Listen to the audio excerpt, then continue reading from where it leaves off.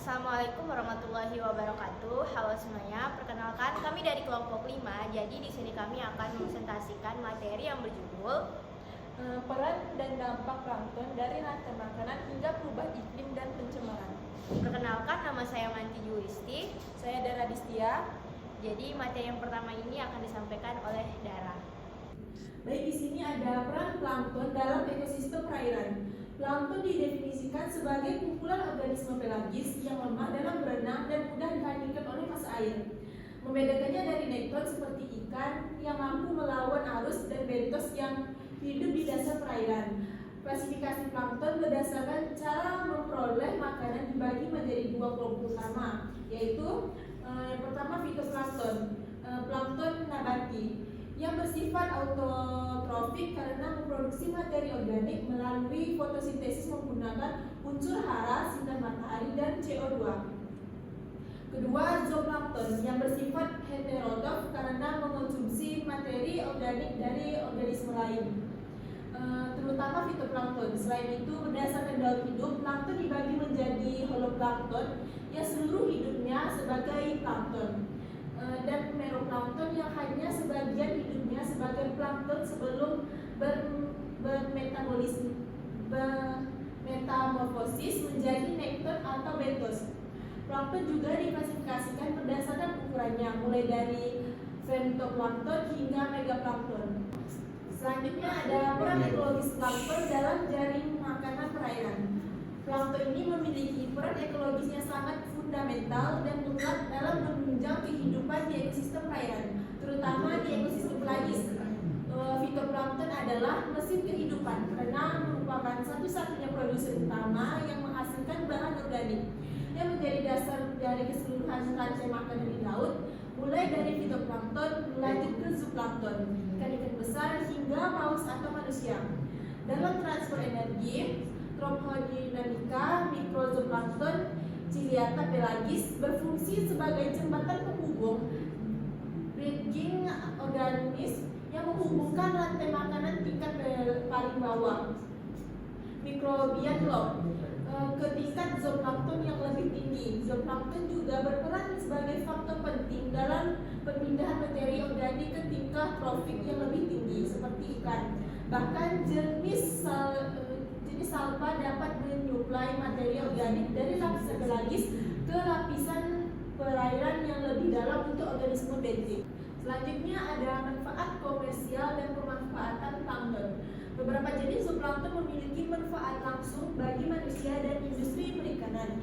Jenis-jenis zooplankton tertentu dapat dikonsumsi sebagai bahan makanan karena mengandung sebagai nutrisi penting seperti asam amino esensial, mineral, vitamin, lemak, dan karbohidrat. Secara komersial, sekitar 20 jenis zooplankton ditangkap untuk berbagai pemanfaatan, termasuk sebagai umpan. Contohnya spesies yang dimanfaatkan ini sebagai berikut. Contoh spesies zooplankton yang dimanfaatkan adalah udang labon dari subfilum Crustacea berukuran lebih dari 20 mm, meliputi spesies Acetes, Sergia, dan Neomysis. Selanjutnya ubur-ubur. Jenisnya ada Rhopilema dan Stomolophus. Udang krill ditemukan di Samudra Hindia dan merupakan hewan kecil yang potensial bagi kehidupan manusia.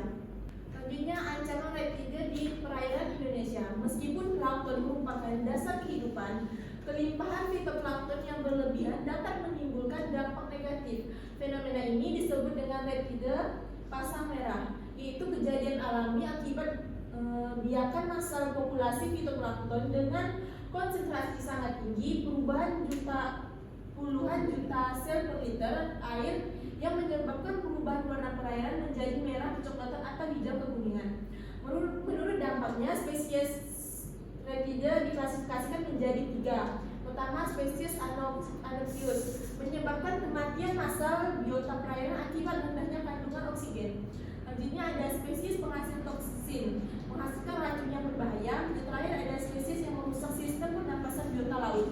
Kasus reptile di Indonesia telah menimbulkan kerugian signifikan seperti kematian massal udang siap panen di Lampung pada tahun 1991 oleh Trichodesmium dieboti yang merugikan sekitar 3, miliar.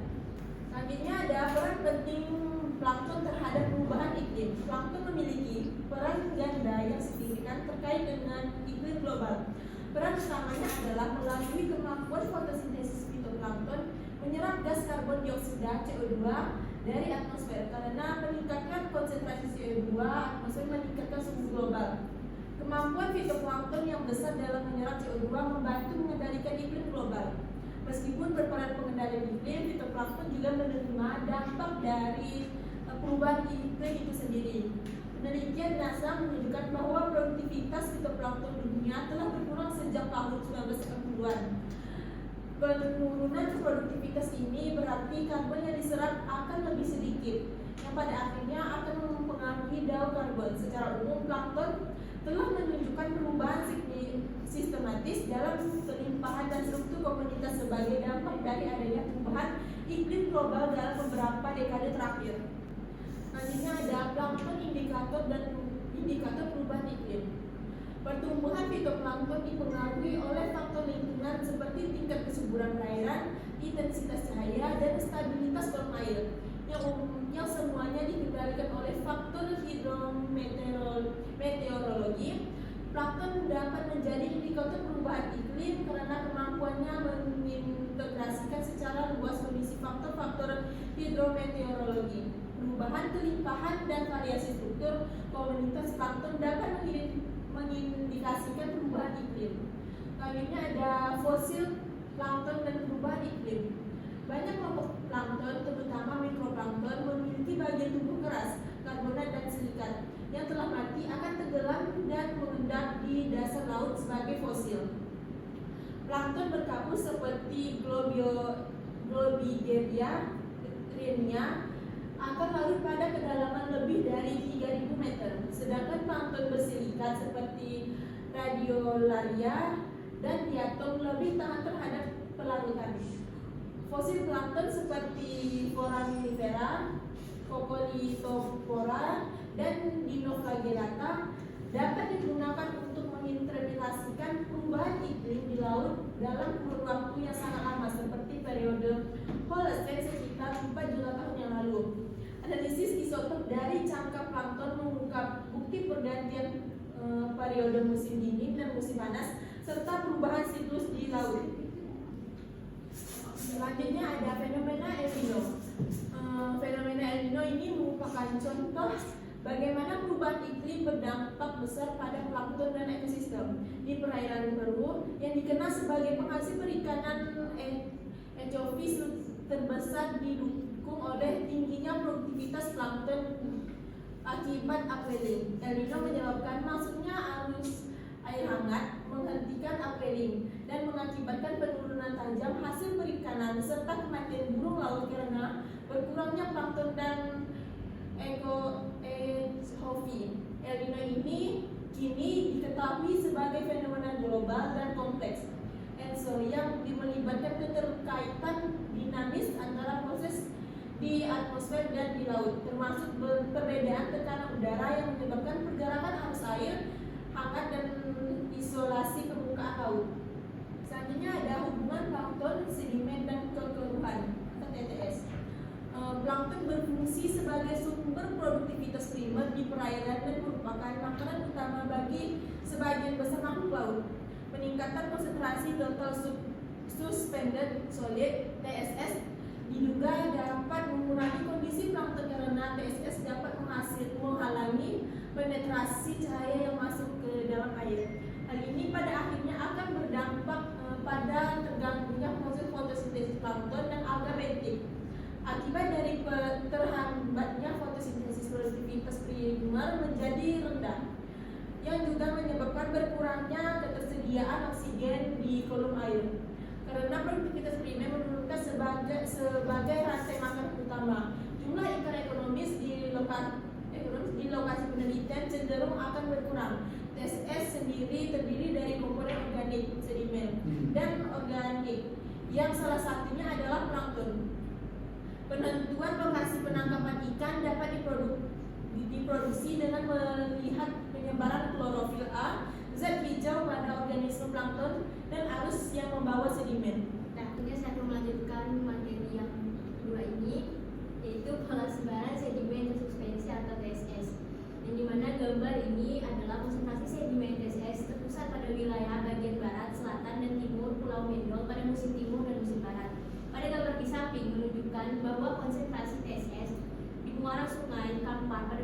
Timur dengan hasil perhitungan konsentrasi tertinggi 120 mg.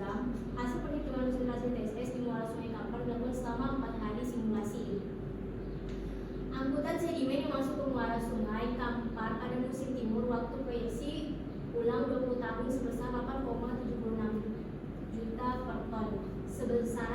Sebaran TSS pada musim timur terpusat pada wilayah bagian barat, selatan, dan timur Pulau Mendol. Hal ini disebabkan oleh arah pola arus pada musim timur bergerak menuju pada wilayah bagian barat, selatan, dan timur Pulau Mendol, sehingga menyebabkan tingginya sebaran TSS di wilayah tersebut. Arus tersebut berasal dari Selat Malaka dan Selat Phillips yang bertemu di muara Sungai Kampar.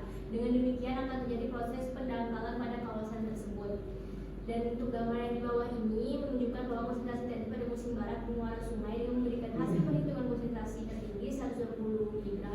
Hasil perhitungan konsentrasi sedimen di muara Sungai Kampar dilakukan selama 4 hari simulasi juga.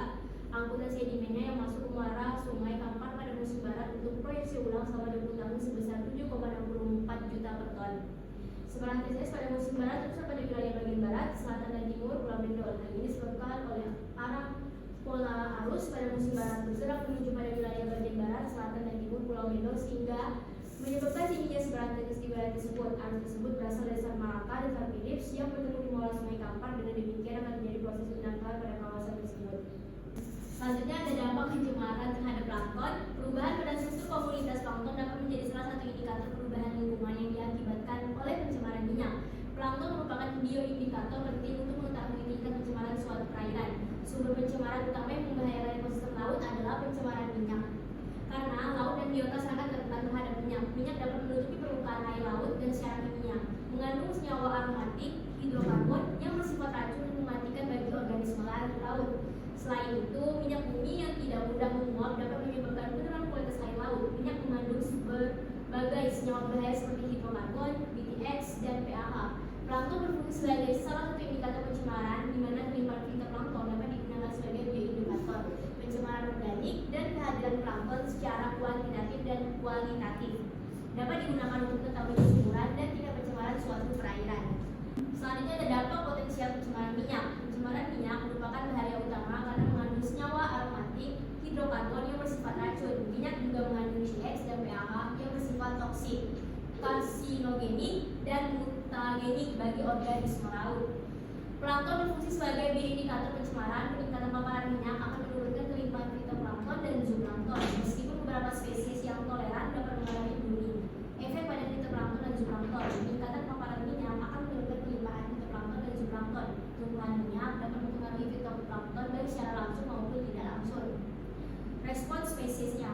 Pertama ada blooming. Keberadaan minyak dapat menyebabkan beberapa spesies mengalami blooming. Salah satu jenis yang berpotensi tersimulasi oleh tumbuhan minyak adalah Thalessinomia nitsidioides. Sensitifnya itu spesies yang paling sensitif terhadap minyak antara lain Thalassiosira, Pseudomonana, dan Lycoris galbana. Kematiannya ini kematian zooplankton. Beberapa jenis zooplankton dapat terjadi karena paparan PAH yang terkandung dalam minyak. Semakin lama durasi tumpahan, maka semakin banyak pula jenis yang mengalami kematian. Selanjutnya di sini ada kelompok mikroalga atau HBS. Menurut Wiatnyana pada tahun 1996 terdapat 3 kelompok utama mikroalga berbahaya. Fitoplankton mikroskopik berdasarkan sifat kerugian yang ditimbulkan. Yang pertama ada tipe Anoxios, penurunan oksigen terlarut. Kelompok ini membahayakan biota laut karena menyebabkan penurunan kadar oksigen yang drastis hingga kematian massal ikan vertebrata, terutama bila terjadi ledakan populasi yang sangat padat. Contoh spesiesnya Dinoflagellata seperti Gonialaus polygrama, Nocticulus intalans, Crypticiella trochoidea, Cineabecterium, dan Crypthedesmium erythraeum. Selanjutnya ada tipe racun yang itu menghasilkan toksin. Tipe ini dapat menghasilkan racun yang berat dan menyebabkan berbagai penyakit pada perut dan sistem saraf manusia setelah mengonsumsi biota laut yang terkontaminasi. Misalnya kerang. Kelompok ini umumnya berasal dari Dinoflagellata. Jenis-jenis racun dan contoh spesiesnya yaitu ada Paralytic Cellifish poisoning, Diarrheatic Cellifish poisoning, Amnesic Cellifish poisoning, dan Chibentera fish-food poisoning. Dan yang terakhirnya ada tipe perusak sistem pernapasan. Tipe ini membahayakan biota laut karena merusak dan menyumbat sistem pernapasan terutama pada kepadatan tinggi. Contoh spesiesnya Diatom dan Dinoflagellata.